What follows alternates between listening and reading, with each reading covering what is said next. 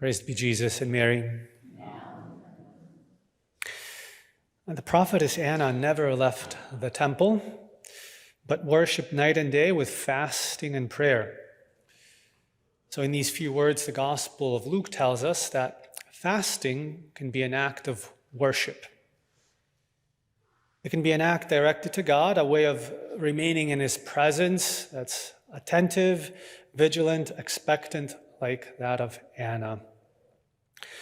So even though we're still in the octave of Christmas, that octave will soon be over, and fasting will hopefully become a part of our spiritual life again, because it is very beneficial to our souls to fast. We might sometimes wonder, well, what is the point of fasting for Christians, depriving ourselves of something that is in and of itself good and useful for our bodily sustenance? But God, in His Word, reveals to us that not all good things are always beneficial.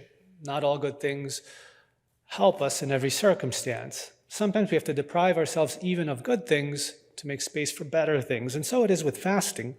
And in fact, in Scripture, fasting is very present. In fact, from the very beginning of Scripture, St. Basil the Great points out to us that it's already a commandment of God to Adam, who says, "You may freely eat of every tree of the garden, but of that tree of knowledge of good and evil you shall not eat." Right? So Basil the Great observes that fasting was ordained in paradise, and the first commandment in this sense was delivered to Adam.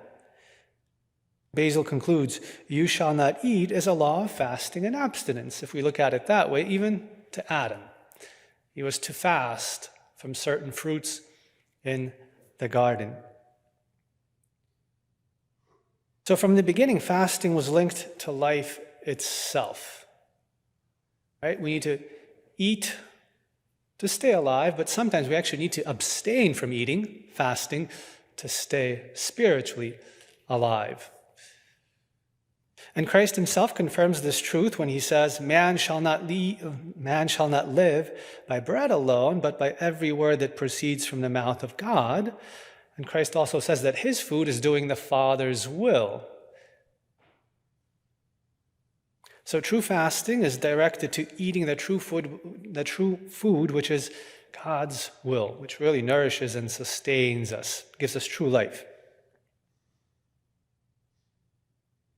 So freely choosing detachment from the pleasure of food, it could be other pleasures. Usually fasting is specifically eating, because that's just such a strong inclination in us. It leads to many other sins and disorders.